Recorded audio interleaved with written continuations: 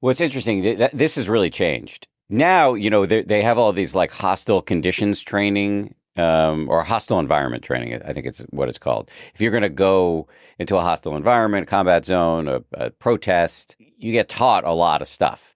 That was not true when I went. I got no training. And we also didn't have, in the early days, we didn't have many rules around Kevlar or bulletproof vests and things like that. And sometimes we had them, sometimes we didn't, and there wasn't a lot of rules around when you should wear it. Sometimes we did, sometimes we didn't. Sometimes I wore the vest over my chest, but I didn't wear the helmet because I didn't like the way it looked on TV. This is embarrassing shit to admit, but this is true. So I didn't have much training at all. And then on the back end, a few years into it, they started to offer some counseling, which I actually took advantage of because it's not like I was anti-therapy. I had done therapy when I was a kid. My parents were pretty enlightened.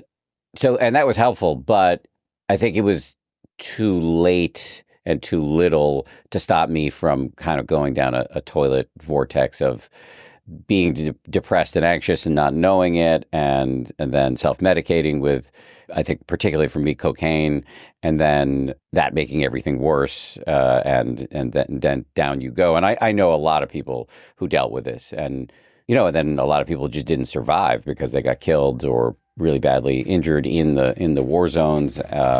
The news industry has gotten a lot smarter and better now.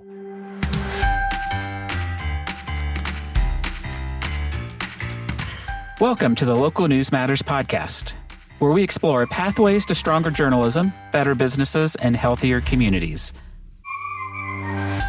I'm Tim Regan-Porter, CEO of the Colorado Press Association. This episode, I talk with Dan Harris, author of 10% Happier and host of the 10% Happier podcast. Dan spent 21 years at ABC News, where he anchored Nightline and weekend editions of Good Morning America. He also spent years in the field covering wars, natural disasters, and presidential campaigns. After having an on-air panic attack, he turned to meditation and, despite his initial skepticism, found it transformational. He started writing and talking about it, and his books, talks, and podcasts have profoundly impacted many lives, including mine. This is the final episode in our three-part series on mental health in the newsroom, and is a somewhat personal one for me.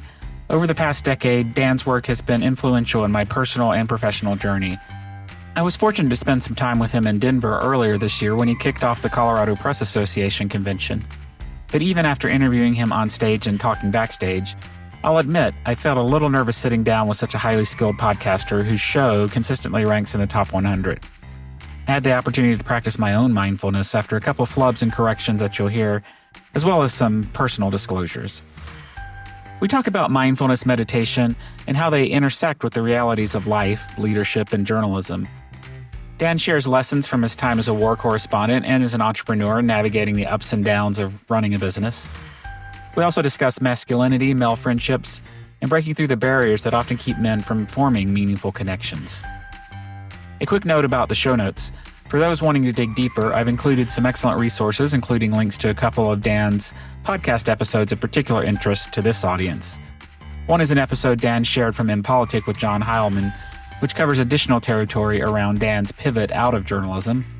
The other, just released, features journalist and host Sam Sanders exploring grief following losing his mom, his boyfriend, and his job at NPR. They start with an interesting discussion of integrating the personal in journalism. I hope you enjoy this conversation as much as I did and come away with practical tips to apply in your own work and life. If you like this episode and what we're doing more generally, please follow in your favorite podcast app, leave us a 5-star review on Apple Podcasts, and tell your friends about us.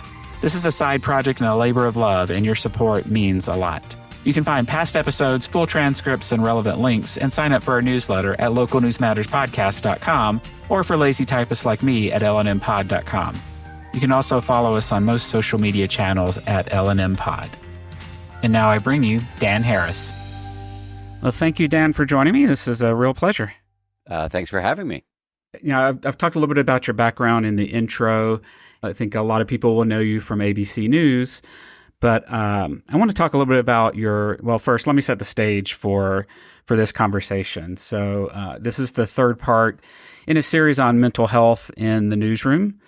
I want to talk about, mindfulness and meditation, which is, your full-time gig now, your business. And but I also want to talk about the journey to becoming a business leader, an entrepreneur, starting your own thing. And then if we have time, I'd love to talk a little bit about masculinity and male friendships. That's a tall order, but I think those will all be valuable. And so, most of the people who know you from ABC News are very familiar with your background, in Nightline and Good Morning America and, war correspondent and other work there.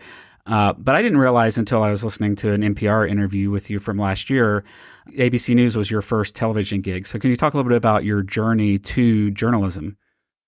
Well, it's my first national television gig. I had been in local news for 7 years prior. My 20s, in the 1990s, I was in local news. So I have a lot of sympathy for and feel a lot of support for your mission. I graduated college in 93, and that was during a recession. I didn't actually know what I was going to do. I had done a bunch of internships in college in news. And so I was interested in that, but I don't know, it seemed like a tough slog. And I was kind of thinking about being a paralegal. And I had a fateful discussion with a woman who had overseen my work when I was an intern at what was then called the McNeil-Lehrer News Hour. Now it's called the PBS News Hour. And she was like, "Don't be a dumbass. Don't become a paralegal. No disrespect to paralegals." And she was just pointing out that was not where I was most passionate.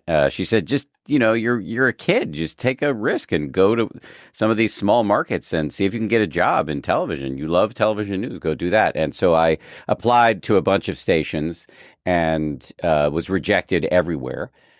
And then there was a station in Bangor, Maine that allowed me to work part-time operating the camera during their 5:30 newscast. That only lasted a couple months before they put me on the air.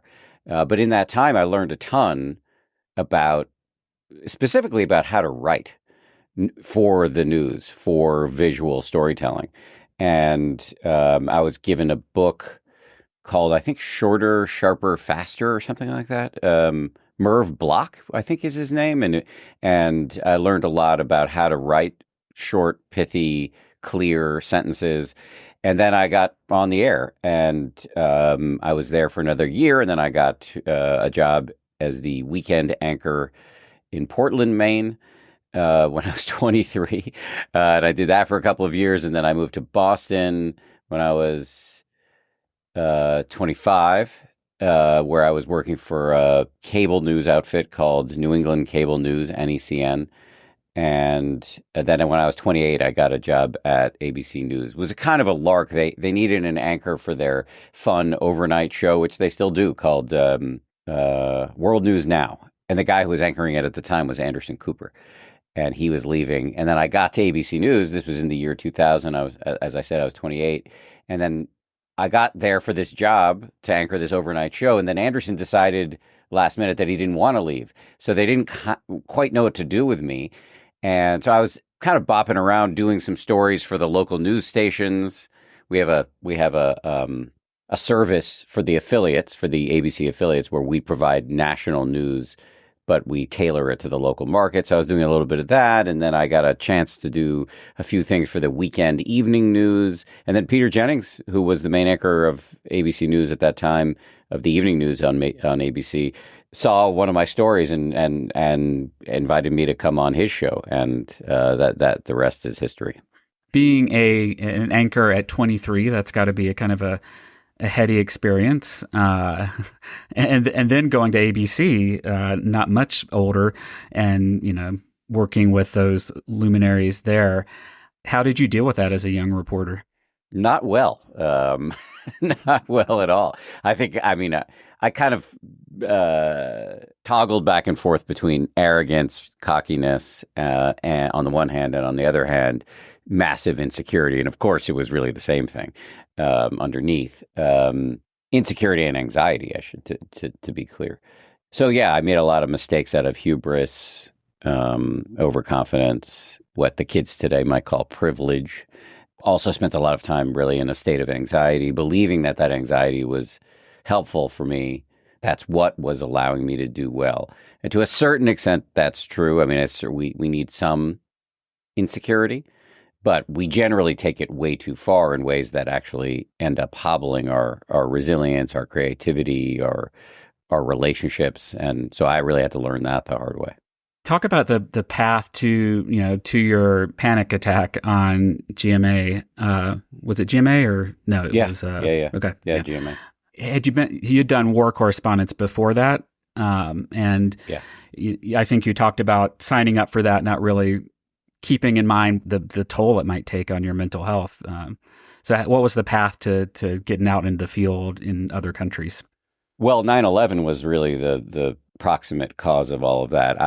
So I started at ABC in 2000. I was just kind of getting my sea legs as a baby correspondent for the big shows like World News Tonight and Good Morning America, just starting to, get on the air and not feel like a complete wreck all the time, although most of the time I did. And then 9/11 happened, and it blotted out the sun for years. I mean, everything, all the big news stories for years after that were emergent properties of that event. So the war in Afghanistan, the war in Iraq, the presidential election in 2004, all of these things I ended up covering. And I think it was a mixture of ambition, for sure. That was a huge thing. I wanted to be where the action was. I was young. I was hungry. And then also curiosity.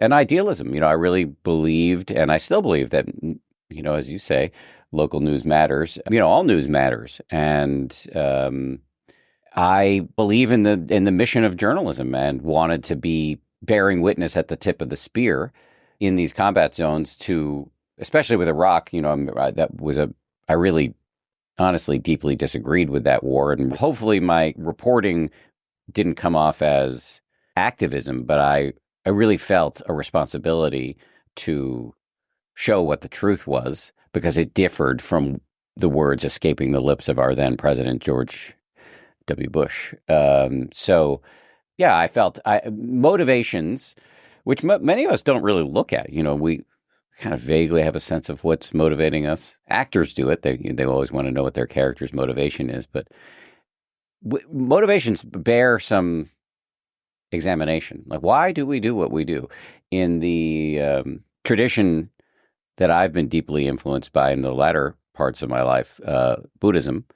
In Buddhism, there's a lot of attention paid to motivation because the quality of your action is really dependent upon your motivation, the reason why you're doing it. And I think motivation is generally quite mixed if we pay attention to it. And often there's a lot of selfish or maybe not so pretty stuff in there, and there's often something altruistic, and that was true for me in terms of why I ended up in war zones. And then the empowering thing for all of us is that if you've got some insight and visibility into what's motivating you, you can choose to emphasize the good stuff.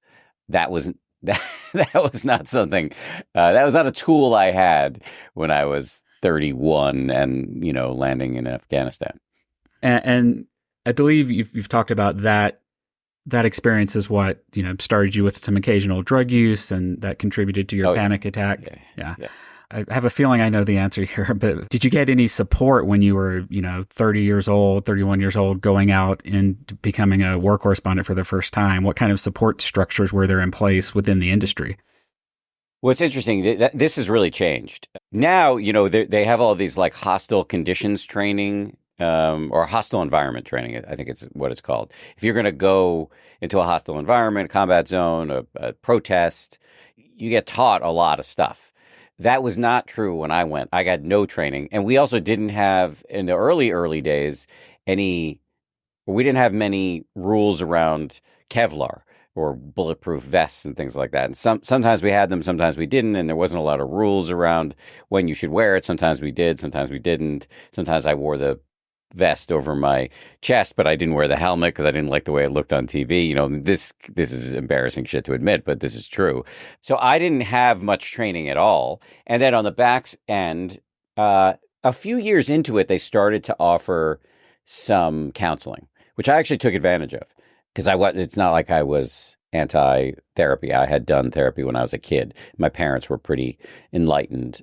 So, and that was helpful, but I think it was too late and too little to stop me from kind of going down a toilet vortex of being depressed and anxious and not knowing it, and then self medicating with, I think particularly for me, cocaine, and then that making everything worse, and then down you go. And I know a lot of people who dealt with this, and and then a lot of people just didn't survive because they got killed or really badly injured in the war zones. It wasn't great. I think the news industry has gotten a lot smarter and better now. Although I'm sure it's not perfect and I'm not in it anymore, but to my knowledge, it's a lot more considerate. And, that tracks in part with the public acceptance and interest in mental health issues, that which really has changed. The morning I had a panic attack in 2004, I couldn't admit to people that I had a panic attack because it wasn't a thing at the time. You would have been written off as weak or unqualified or green or whatever it was. And now, my colleague Matt Gutman, who's a practicing journalist at ABC News to this day, a very successful one, wrote a whole book about panic attacks, and which I recommend. And he wasn't punished in any way for coming at it. Quite the opposite. So things have really changed. Yeah, and it still have a long way to go. And, just like the rest of the country, I think we're still coming to terms with that. When you were in Denver speaking at our conference, we had someone in the crowd who was a former booker. I think that's the right term. Yeah. And she talked about the trauma of calling up people who've been through trauma themselves and trying to get them on air. And, the traumas can range from being in a war zone to just the constant deadline pressure that, a journalist might feel in daily newspaper jobs. I'm reading right now through Gabor Mate's The Myth of Normal, which I know you had him on your podcast. And it's been very enlightening to me. It's fascinating. But one of the things he points is, trauma comes in all sizes, and the little T traumas can mess us up just as much as sometimes the big T traumas, and we've got to address those. I think he's right about that. And I don't want to claim to be an expert in trauma, but to the extent that I understand it, and have done a lot of interviews on it, so I have like a contact high level of expertise. Especially dividing it into these two categories, I think could be very useful because for people like me, I had a reasonably placid upbringing, intact family, no abuse in the house or anything like that. I traditionally didn't see myself in that word trauma. And when you talk to somebody like Gabor Mate, he'll point out that there are big T and small T traumas, and or Dr. Mark Epstein is quite a well-known Buddhist psychiatrist, talks about the trauma of everyday life. There is trauma or difficulty or suffering in being born unsolicited and knowing you're going to die at a time not of your choosing. For most of us, I mean, that's bumpy. Knowing that you will ultimately lose everything and everyone you care about. I mean, we don't like to think about this shit, but these are the non-negotiable ground rules for this being a live thing. There's trauma inherent in that, and I think that's a very useful way to think of it. And Gabor, when he was on my show, really called me out on. I was saying, I don't think I've had trauma, and he was like, "Did your parents spank you?" And I was like, "Yes." And he said, "Well, that's trauma."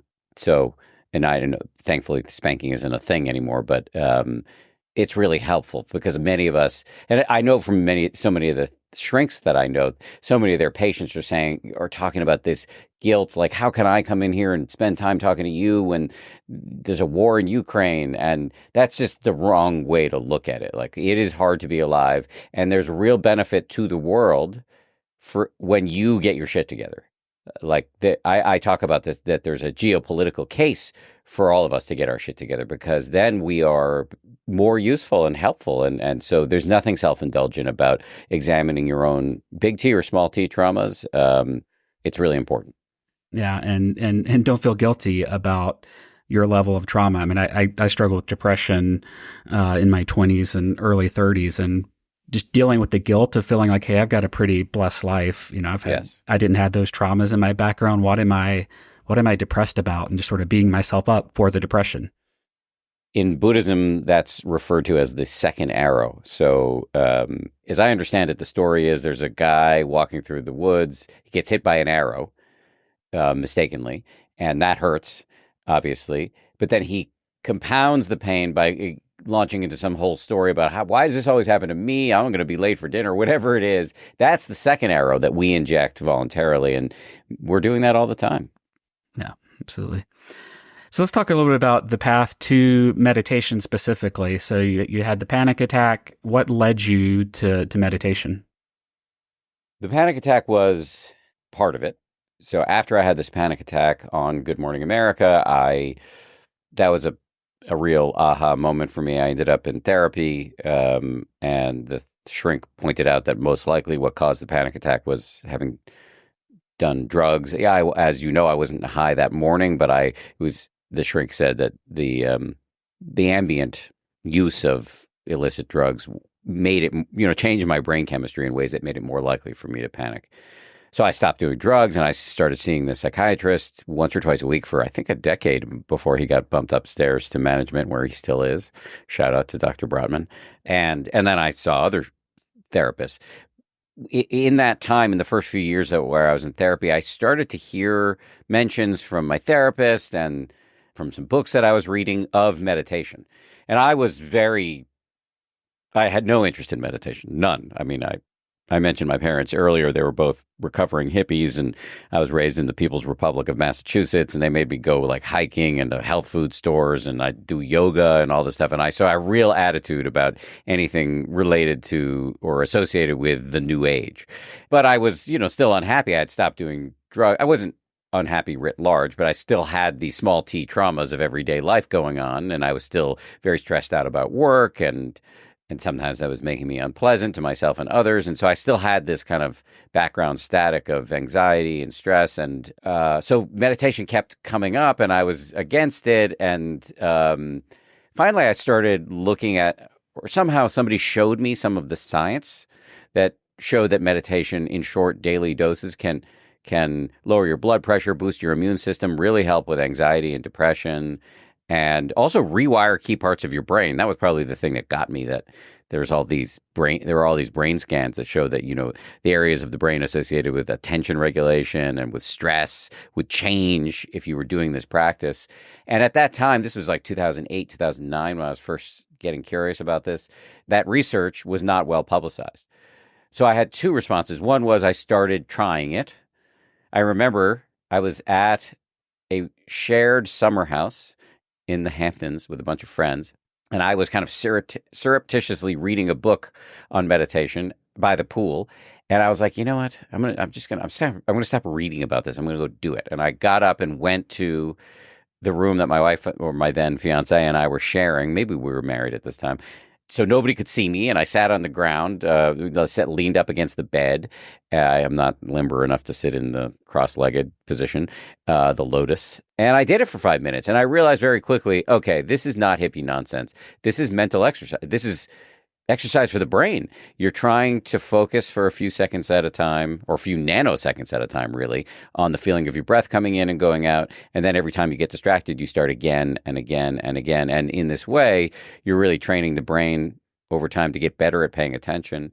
And in those distractions, in those moments that many people feel they're failing, like they notice that they're thinking about, lunch, or they're planning a homicide or whatever it is, they notice how wild the mind is, and they feel like, oh, this means that I can't do it. I'm a ADHD journalist. Like, there's no way I can do this. But actually, those are the moments of success, because over time, the goal is to get more and more familiar with the chaos and cacophony of your mind so that it all doesn't own you as much. I think I saw that quite clearly really early, and I started doing it, 5 minutes a day for a while, and it really, I remember I was at a cocktail party with my wife and the same friends, and I heard her say to somebody, "Oh yeah, Dan started meditating and he's less of a shithead." And I thought that was really funny and also really indicative. And then the second impulse I had was a more entrepreneurial one, which was, okay, I was really skeptical about this thing, but now I'm doing it and I like it. I mean, I don't like it, it's hard, but I am seeing the benefits of it. And also there's all this not so well publicized evidence for the practice, maybe I should write about this. Maybe I had always wanted to write a book, maybe as a way to kind of counter program against the relentless, if impermanence and ephemerality of news. I wanted something a little bit more sturdy, and I thought, all right, this would be a good book. And so, yeah, I ended up writing a book about it. Yeah. So maybe we can talk a little bit about misconceptions and how overcoming those might help people. One of them you just alluded to, which was really transformational in my path on meditation, which was this sense that you're doing it wrong, that you should be able to just clear your mind, and that the failure is the success. Can you talk a little bit about that? Well, I mean, you said it really well. Clearing your mind is impossible. My little joke is, it's impossible unless you're enlightened or you've died. So that's the wrong goal. And because we have this goal, we think we're failing.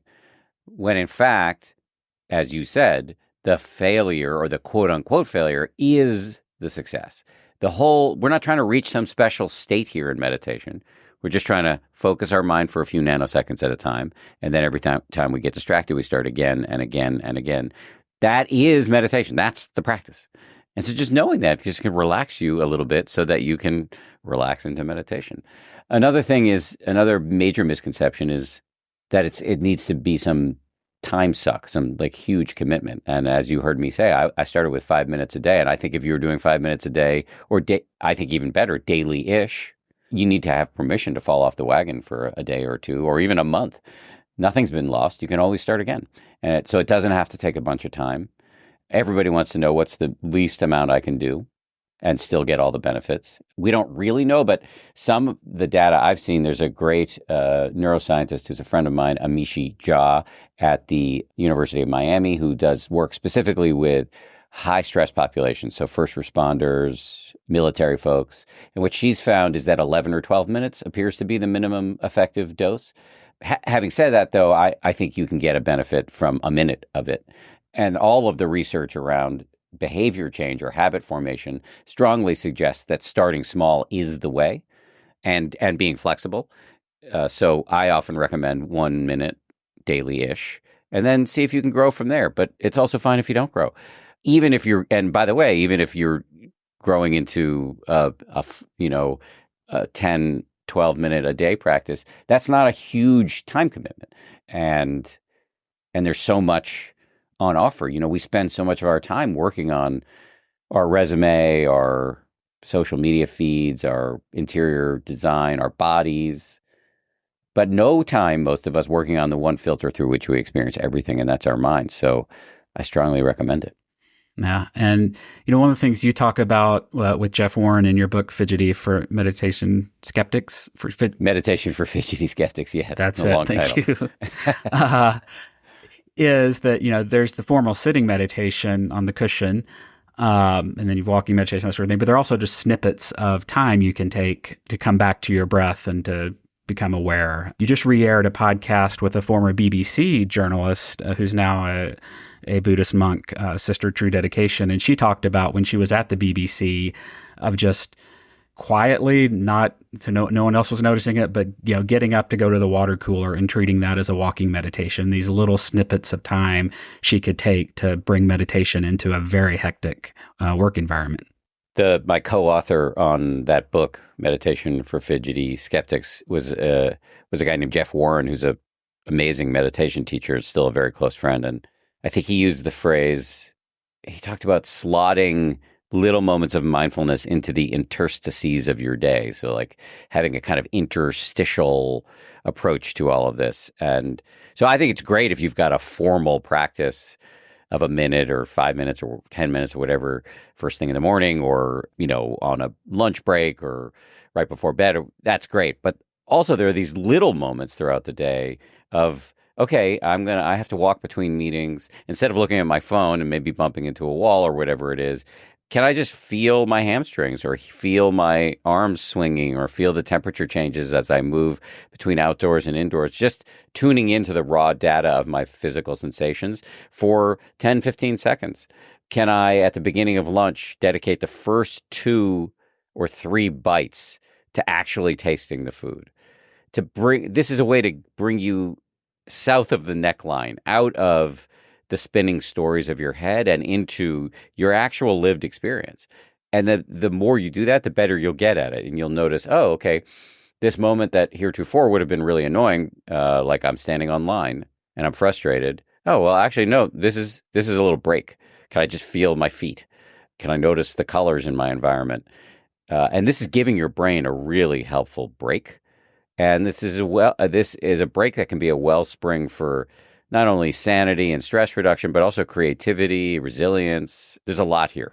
And one of the obstacles you addressed in your first book and even in the subtitle, and you talked about it a lot on the podcast, although you've done it much less in the past few years, was that fear of losing your edge, and that meditation might actually make you lose your edge or contribute to that.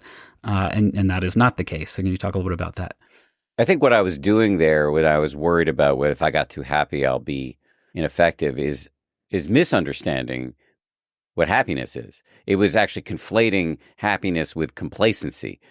Like my friend Sam Harris has joked, like, you're going to start meditating and then spend the rest of your life eating ice cream. That's not how it works. I wish the technology worked that well, that you got so happy that nothing mattered and you weren't ambitious and you didn't care about making great stuff and having an impact in the world. And it doesn't work that way. By the way, it also doesn't conquer, in my experience, does not thoroughly conquer your neuroses.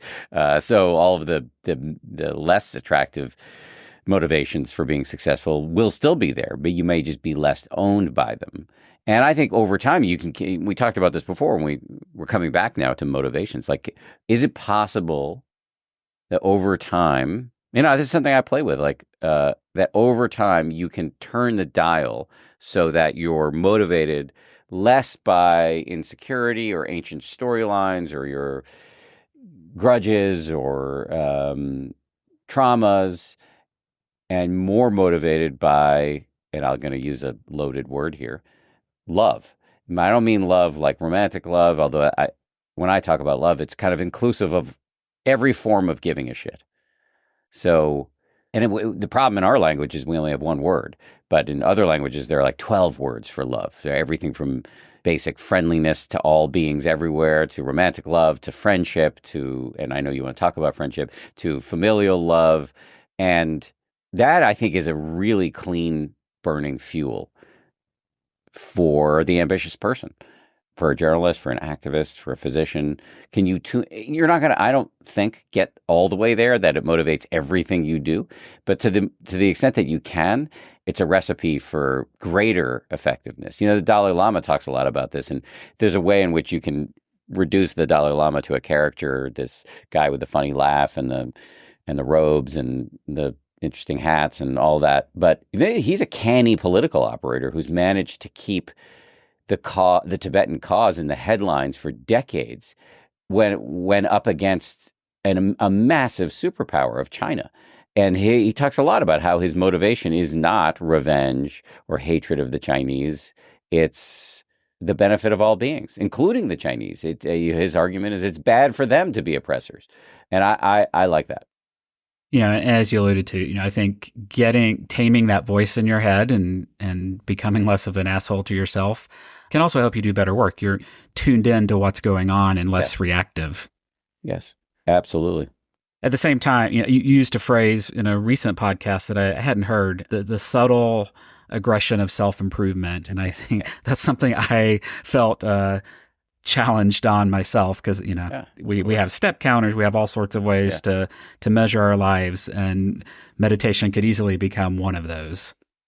That's not my phrase. I love it. It's stole it from somebody, I don't know who, but it's amazing. And it's illuminating because you can look at what, here we go with motivations again. Like why am I doing that? Whatever resolution you've just made or habit you're trying to boot up, why are you doing it? Are you doing it because some aging, washed-up anchorman told you to do it on a podcast? Or are you doing it because you want the abs of your favorite Instagram influencer? Or are you doing it because your parents never showed you enough affection, or because you always felt like an outsider in high school? Or are you doing it to meet external needs or the culture's expectations, the aesthetic, arbitrary the arbitrary aesthetic standards that the culture sets for like the way a body should look or whatever, is that what's driving you? Or are you doing it because you have like some basic sense of self-worth? It doesn't have to be narcissism. That's actually, I think, a misfiring. Or if, for me, that if self-worth or self-love doesn't land for you, and I think for many of us it makes us a little uncomfortable. Like for me, I just think about when I hop on the Peloton or the elliptical or I'm about to go running, just pause for a second. Like, why am I doing this? Well, I have a 10-year-old son. I would like to be healthy for as long as I can so that he's got his dad in his life. My work, I think, has a lot of, if I do a good job, has a lot of potential to impact a lot of people. And that's true for everybody listening here, because if you're a journalist, it's an incredibly important societal function. I want to be good at that. I want to be strong and healthy to help other people be strong and healthy is a little thing I say to myself. To me, getting back to a cleaner burning fuel, that's better than subconscious self-hatred. And you alluded earlier too to that this doesn't solve all your problems, right? That's why I like the 10% happier name. When you spoke at the convention, a couple of the comments I heard afterwards was how surprised people were that some of the issues, the panic attacks and anxiety, is still something you struggle with. You brought your son; it was great seeing him, and I think you referenced having an episode in an elevator not that long ago, and I think people had expected, well, you're doing this podcast for many years now, and you're beyond all of that. So this little line that I've been using recently is. Some experts teach from the mountaintop. I teach from the fetal position. So I'm not perfected. I still, as you alluded to, Tim, I still have panic attacks. I still, deal with anxiety.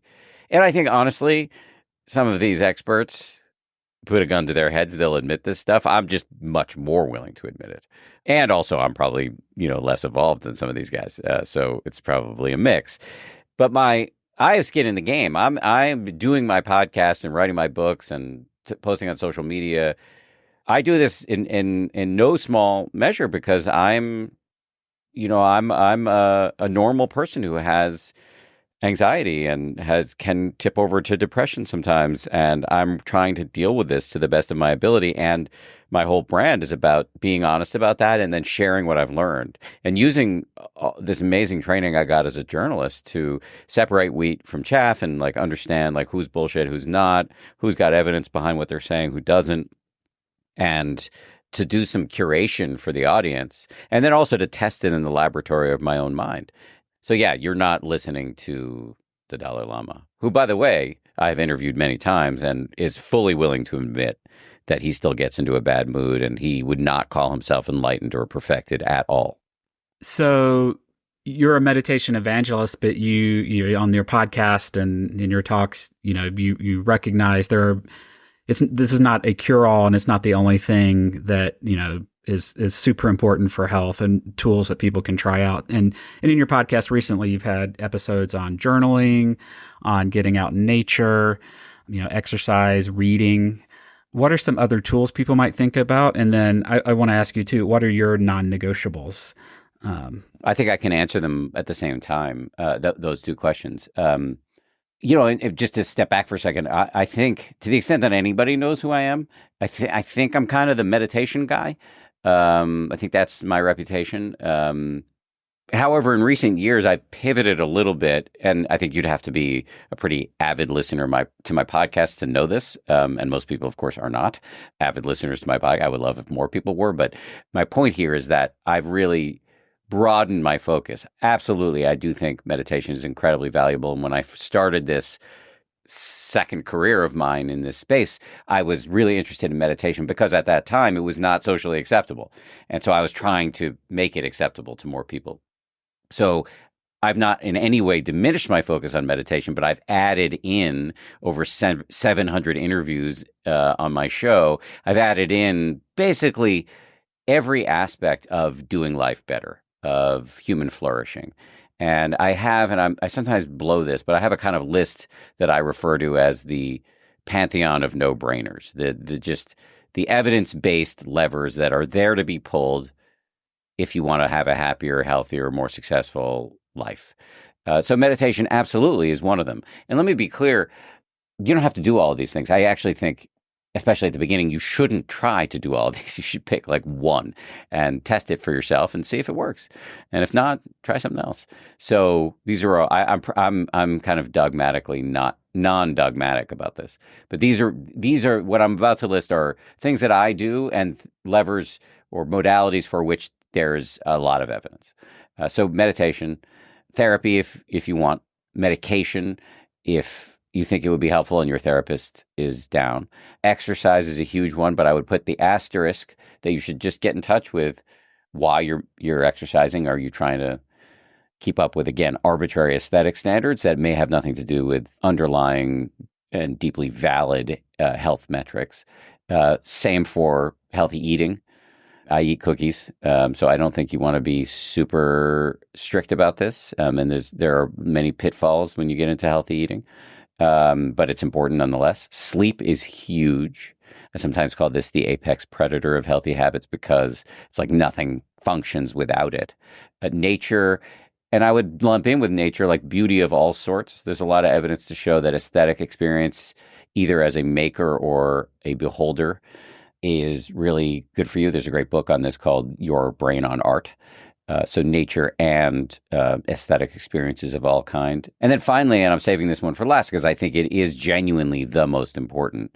I probably should call this one the apex predator, but the most important and thing to do if you're interested in being healthy, happy, and successful is to work on the quality of your relationships. Like this is the thing.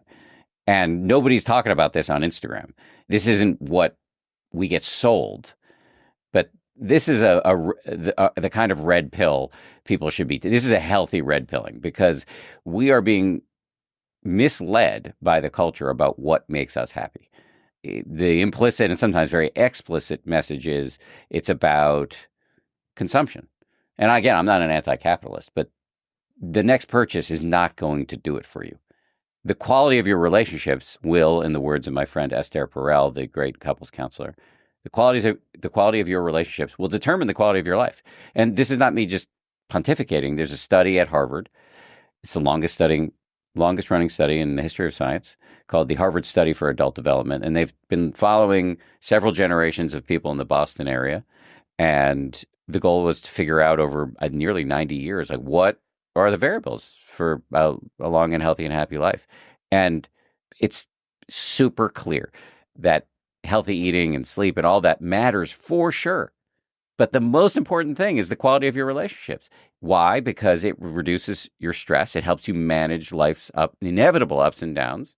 And stress is what kills us generally. And so if you can regulate that and moderate that, you're winning. And what's cool is that relationships, or you might use the word love, it's not like, oh, well, I'm an introvert, so I'm fucked. Or I had an unhappy childhood, which that's a real problem. And that sucks if you've had an unhappy childhood. But the ability to learn how to relate to yourself and others, that's a skill. That's a learnable skill. It's not an unalterable factory setting. And that's incredibly good news. There are a whole set of skills that you can practice that will improve the way you relate to yourself, which will improve the way you relate to others, from communication skills, from self-compassion, from meditation. There's this whole body of work around micro interactions, just like getting better at having a kind word with your barista, which can have a huge psychological impact. And so I'm actually, as you can tell, quite excited about this. And it is the subject of my next book, which I've not been able to complete after 6.5 years, but I'm still working to get there. I want to talk more about relationships a little later, but I do want to bring up a couple things that are relevant to that. You've talked about this on a number of podcasts, but I think it first came up when you were doing tips to deal with election anxiety. And one of the tips was never worry alone, which has really struck me, and I know it struck you. You talk a little bit about that. I've thought about naming the book that. I have a title that I like better that I think is funny, but a lot of people don't get the joke.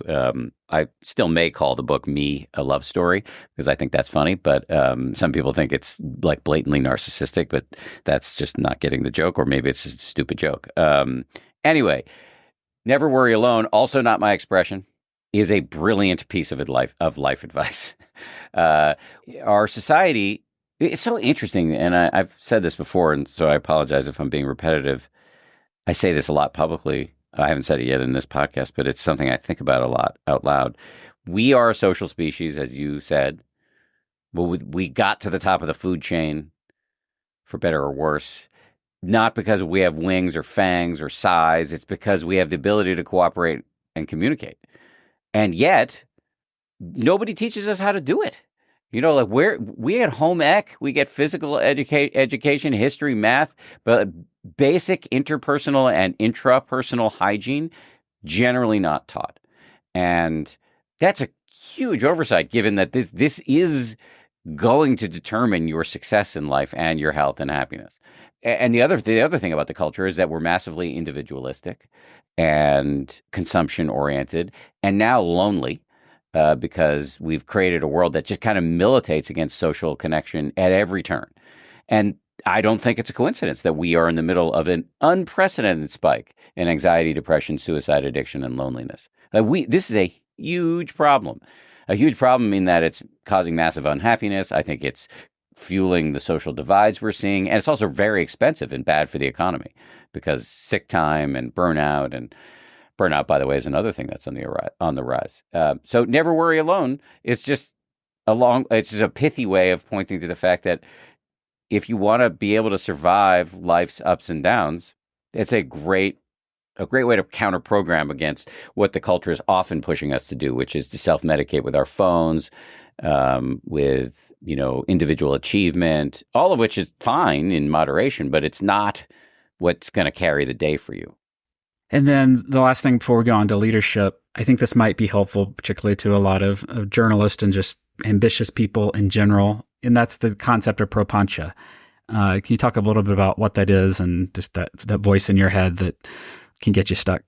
One of the things I love about Buddhism, and I know I've talked about Buddhism a lot, and maybe just to say this, it can be practiced as a religion, but there are many people who don't, and myself included, who don't practice it as a religion. There's no God in Buddhism, but there are for sure some metaphysical claims and claims about karma and enlightenment and multiple realms of existence for which I have seen no evidence. But the Buddha was very explicit that you can take or leave all of that. His little slogan was "See for yourself."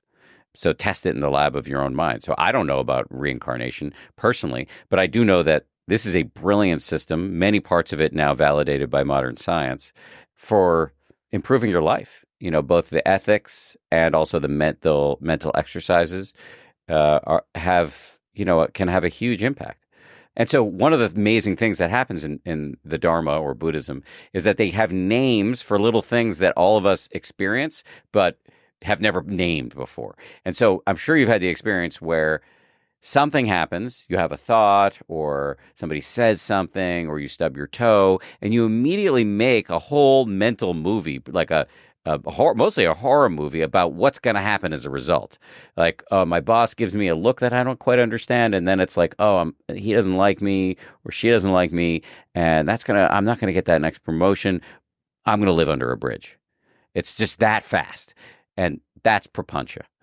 It's one of the translations is the imperialistic tendency of mind.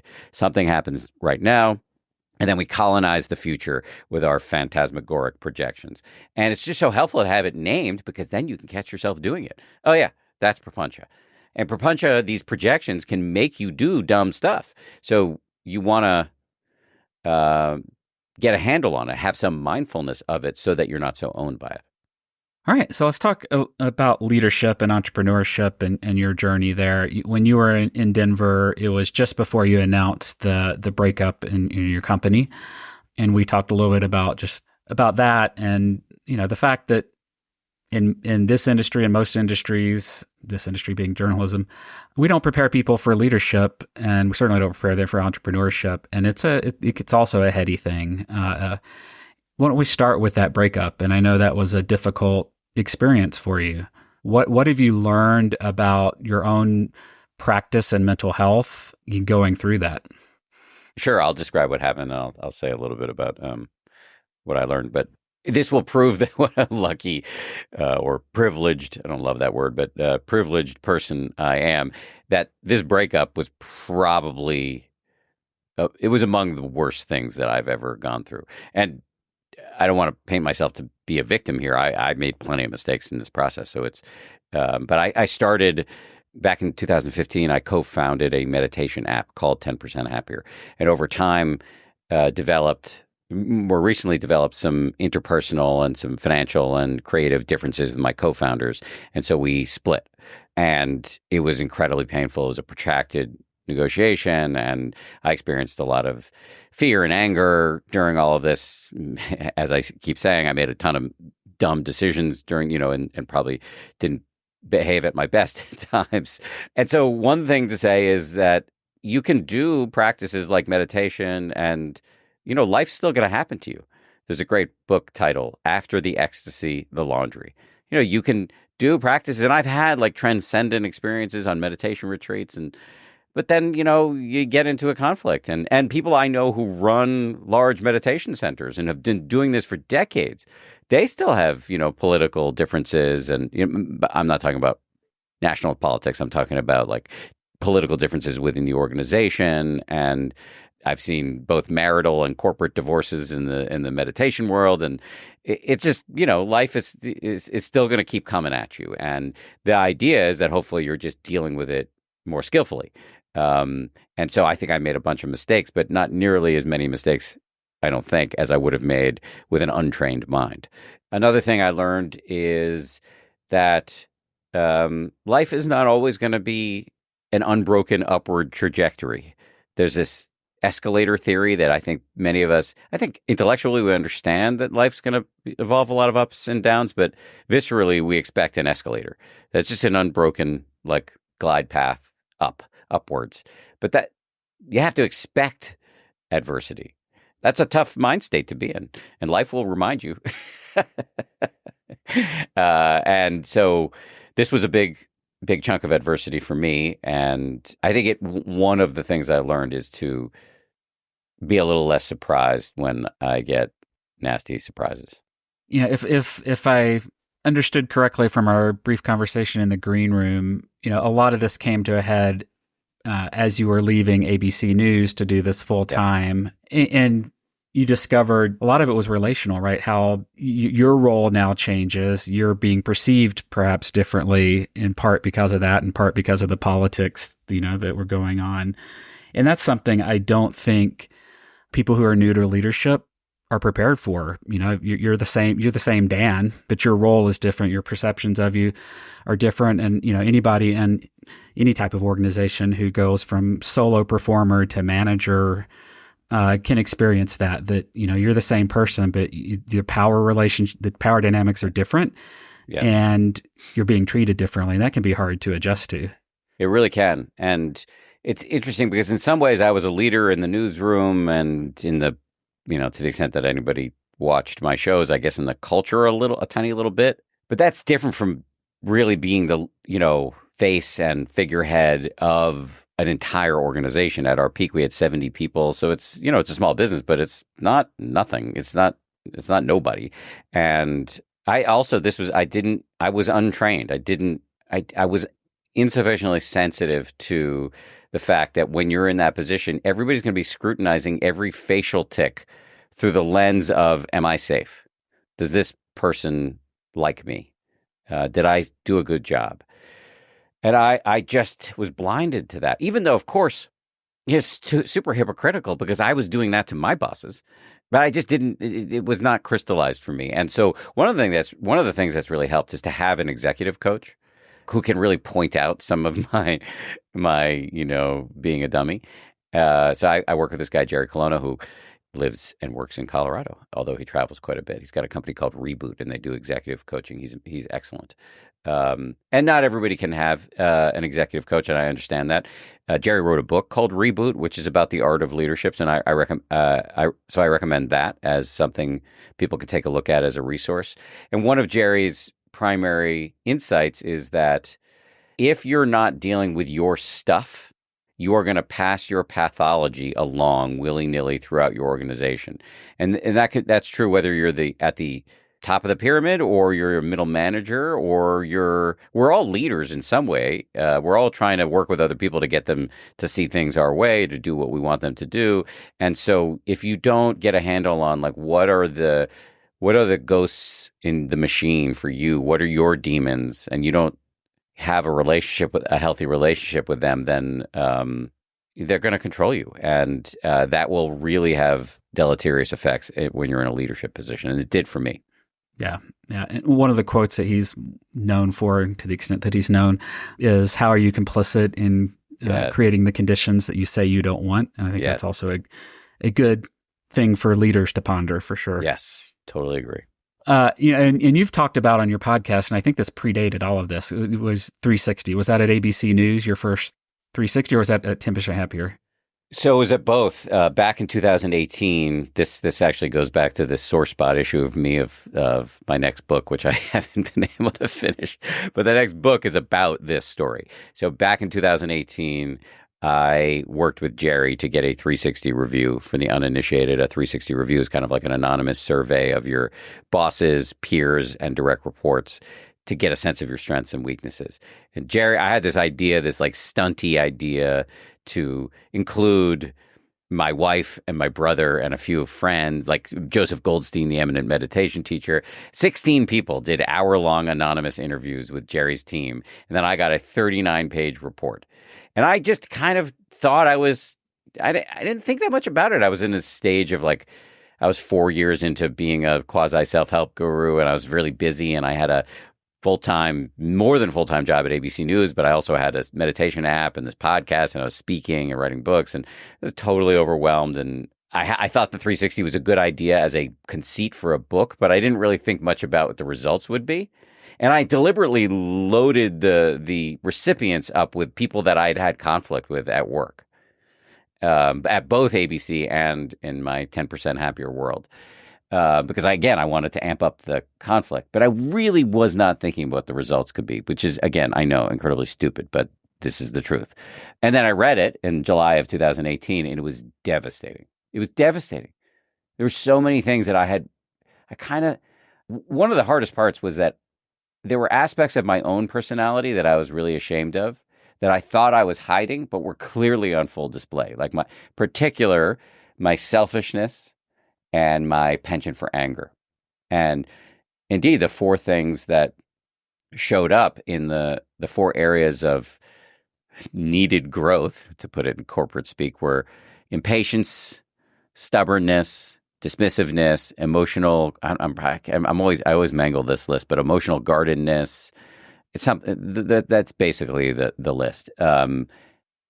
And I was a massive wake-up call for me. And I've spent the years since then really working on the deficiencies that were identified in the report. And 3 years after that report, I got another 360. It was completely different. And so the headline here is that you can work on this stuff. I took communications coaching. I did ongoing executive coaching with Jerry. I moved into a different kind of meditation called loving kindness meditation, which is really designed to increase your capacity for friendliness.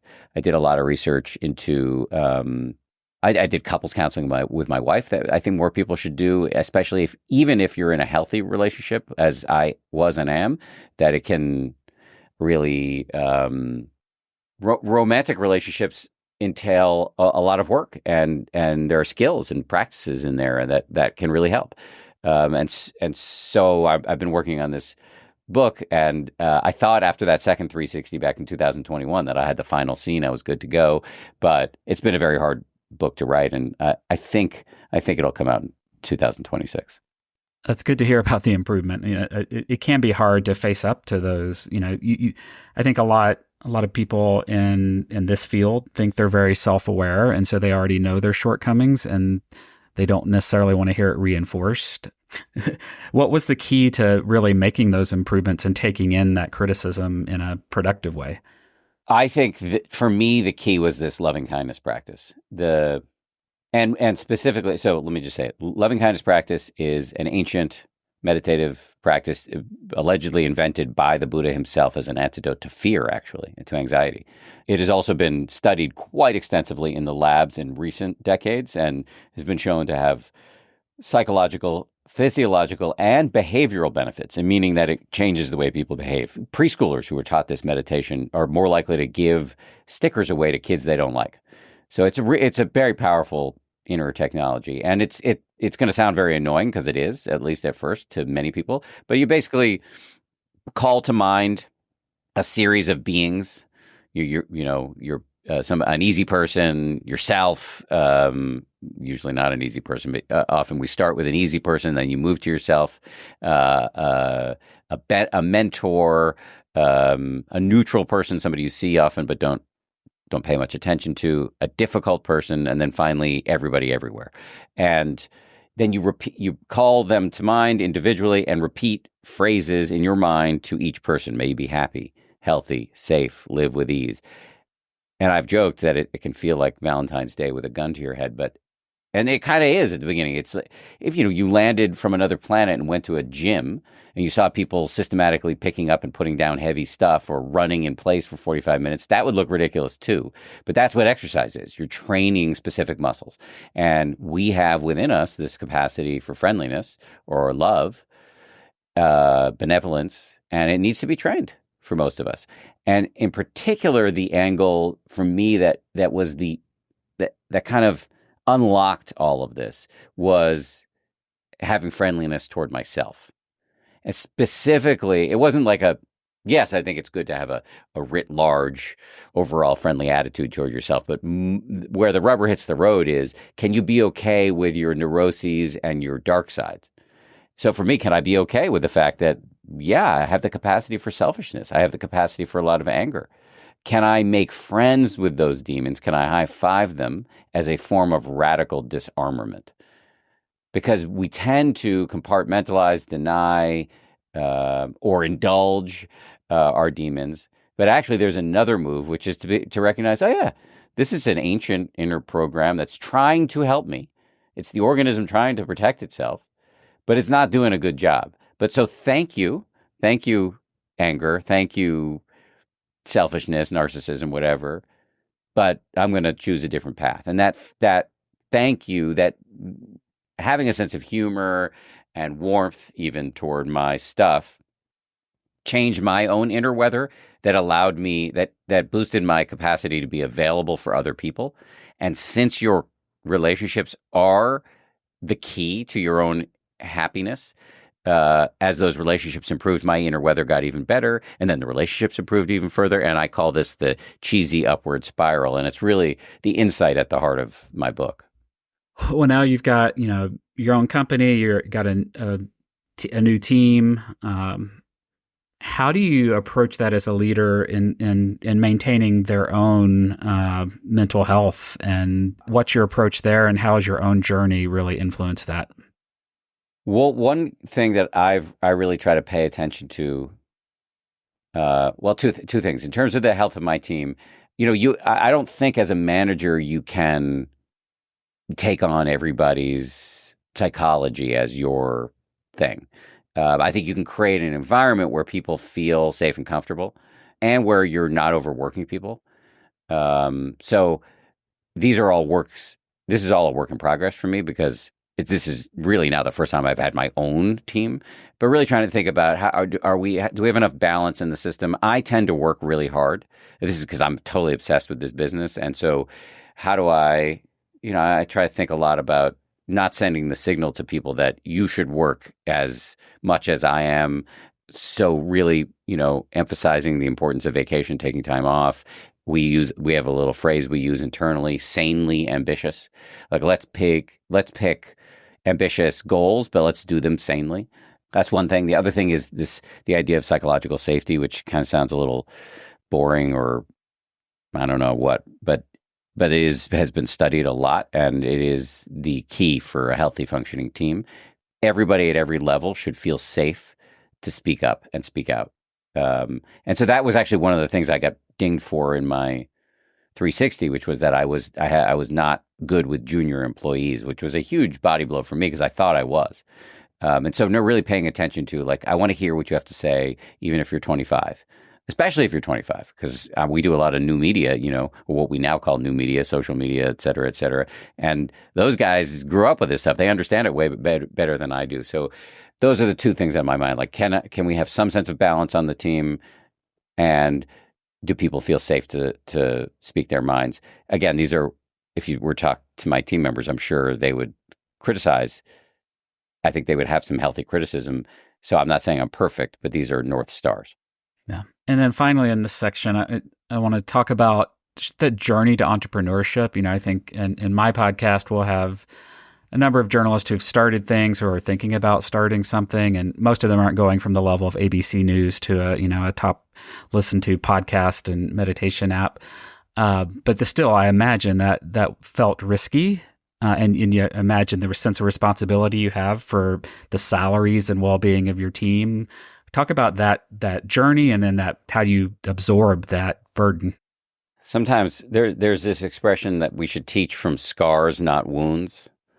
So people in my position should talk about lessons we've really had time to absorb. In some ways, I worry this is more of a wound because it's all so new, but it's definitely a thing I'm thinking about a lot.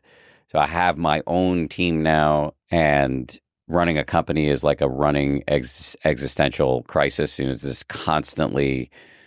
Just the other day, we got an email that indicated that $500,000 might disappear from our balance sheet, and it's just like, oh shit, how are we going to deal with this? And I don't think it's actually going to be that bad, but we're going to take a hit because of some wrinkles in the podcast industry and blah blah blah.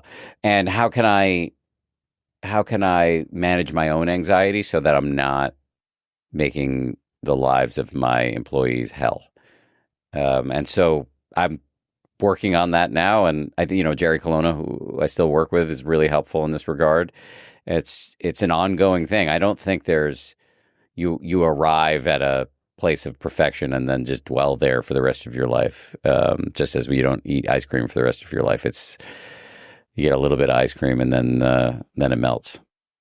So then, final section, I want to talk about masculinity and male friendships. This was actually suggested by a former podcast guest, Karen Runlint, before she knew that we were inviting you out to the convention. You recommended your podcast as one of her recommended listens.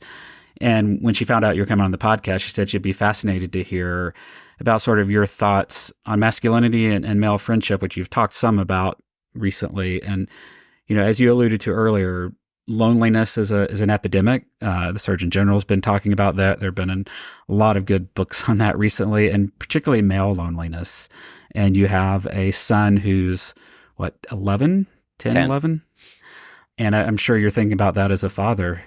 And, given what you said earlier about relationships, which I agree with intellectually, I'm having a hard time operationalizing it. Relationships being the most important thing. Yeah. And I think Are you an introvert? I am an introverted extrovert, I think. I am very risk averse. I don't mind doing a podcast or being up in front of people, but it can be hard for me to make close friendships. Yeah. Well, so just to say about introverts, I mean, you don't need as many friends if you're an introvert. But you still do need friends and all sorts of relationships, family relationships, and if you're in the market, romantic relationships and casual relationships. That's what is sometimes referred to as the micro interactions, good work relationships. And yeah, I think there are particular challenges for men because we're not really socialized in this way. There's this kind of myth of like rugged individualism and independence, and I think it's a real problem. I don't know if you ever saw this iconic SNL, Saturday Night Live skit where wives and girlfriends take their emotionally imbecilic husbands and boyfriends to a dog park or a dog run and meet other awkward men. And they're all talking about a Star Trek or whatever. So I just to acknowledge at this outset here that it's hard and awkward and weird for many people, and it's doable. So for somebody like you, I mean, one great way to meet people and have real relationships is to join an affinity group or volunteer. If there's a thing that you really like to do, if it's golf or running or board games or whatever it is, join a group to do that, that is a great way to meet people. And then second, volunteering, is tapping into something that often you really care about. If it's animals or, a food kitchen or soup kitchen or local meditation group or whatever it is, something you're volunteering on, you're going to meet people who you're going to have a lot of in common with. And that can be huge. For me, I one of the things I learned in my 360 is that I didn't even include any friends, like close personal friends. I included some meditation teachers that I was also friends with, but I didn't include any of my personal friends because honestly, I was so busy that a lot of those relationships had withered. And the 360 was a wake up, and then when I retired from ABC News, I had more time, especially on the weekends because I had been working on Weekend Good Morning America, and then I suffered for a little bit shortly after that because I felt like those relationships that I had in my 30s and 20s had really atrophied. And so now I'm like really attentive to that. I have several groups where we have recurring dinners. So there are two former ABC News colleagues of mine, Whit Johnson and Rob Marciano. Rob's now at CBS. And I got a text this morning from Whit to Rob and I. We have a recurring dinner, and we hadn't met up in a while. And Whit was like, "Can you do it last minute tonight?" And I like changed things around so I could do it. And I have another group. These are women, actually, 3 female friends of mine, and we have dinners every quarter. And at the end of the last dinner, we schedule the next one. And I've got 2 dads from this area where I live up here. I live in the suburbs now, and it's not as target rich an environment for friendships as the city was. And so like when I meet somebody I like, I really collect them, and we have a recurring dinner. And I've got 2 guys that I go on meditation retreats with. And so I'm just like being super diligent. I've got a lunch group with my brother and our other friend Josh that's been going for I think 15 years.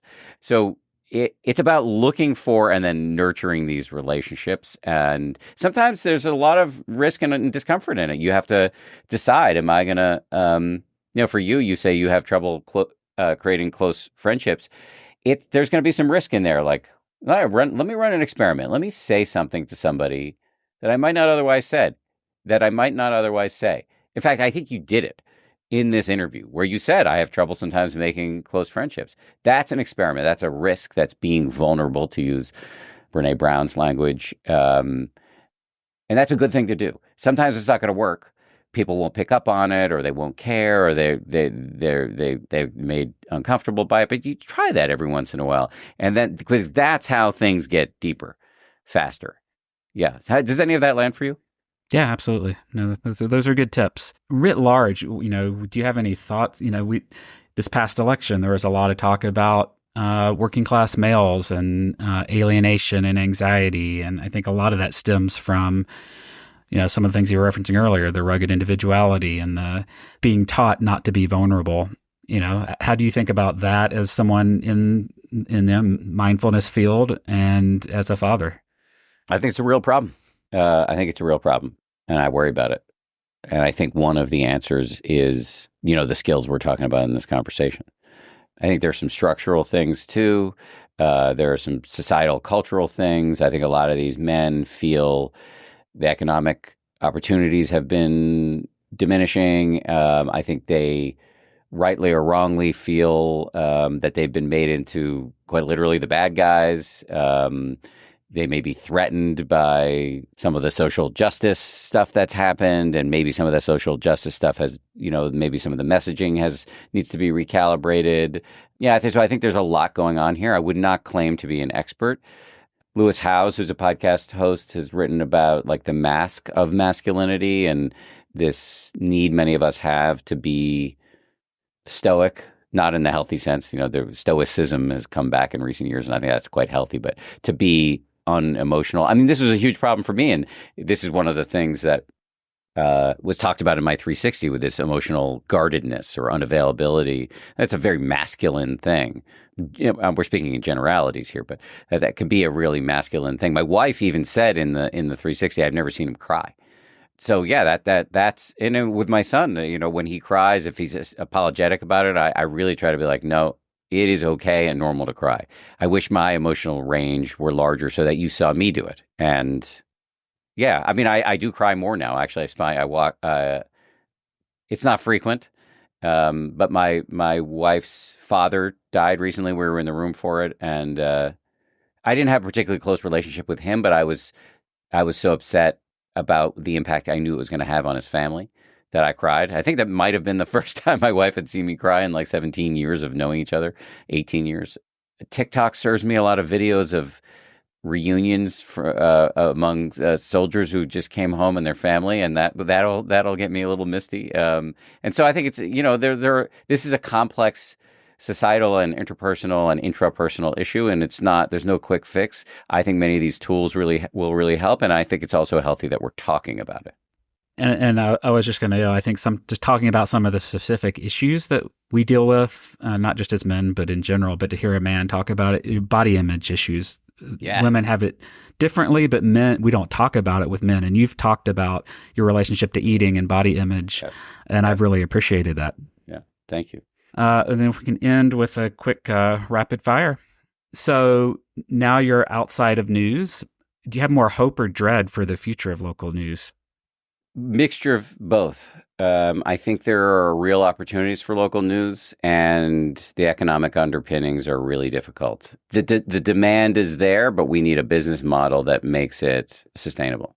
How are you feeling about AI and journalism, and also what you do now, podcasting? I use AI a lot. I've missed every new technological development. I've been late to everything, like social media for all of its flaws. And there are many.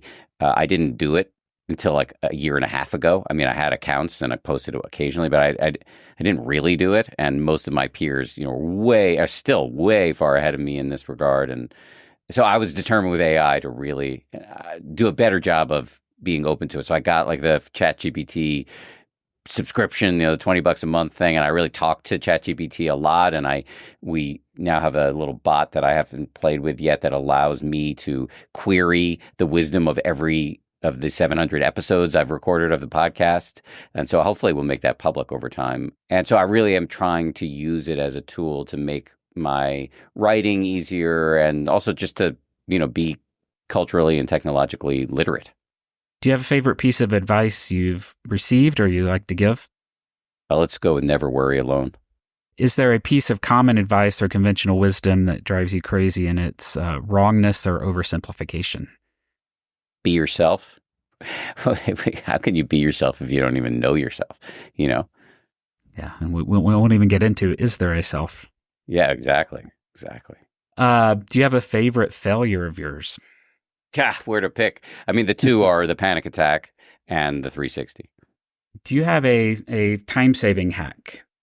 AI is becoming one, honestly. Saying no is a great time-saving hack. All right. And then we'll just end with recommendations. So if someone is visiting either New York or where you're now in New Jersey, you have 3 to 5 places you would recommend people check out, maybe something particularly for New York that people don't already know about. Well, just to be clear, because my wife would kill me, we're still in New York, but we're in the suburbs of Westchester County. But New York City, what would I recommend? Check out the Hotel Chelsea. My friend Sean McPherson took this legendary hotel that was where Sid and Nancy died, and it was like a flop house for generations, and made it really nice in a kind of bohemian way. And it's a little spendy, so maybe just go to the bar and have a drink and check it out. But it's really cool, and some of the original residents still live there, even though it's a hotel. And I stay there a lot. But shout out to Sean; he gives me a cheaper rate. I appreciate your time. No problems. Thanks a lot. Thank you for listening to the Local News Matters podcast. Never miss an episode by subscribing in your favorite podcast player and sign up for our newsletter at lnmpod.com. And thanks to our production partners at Pirate Audio. Pirate Audio believes every community deserves great things to listen to, and they're on a mission to help local newsrooms reach their communities via audio. If you're interested in starting a podcast or need production support for an existing one, let me know and I'll be happy to connect you. If you have guest recommendations, others doing interesting and innovative work in local news, let me know through the contact form at the website lnmpod.com.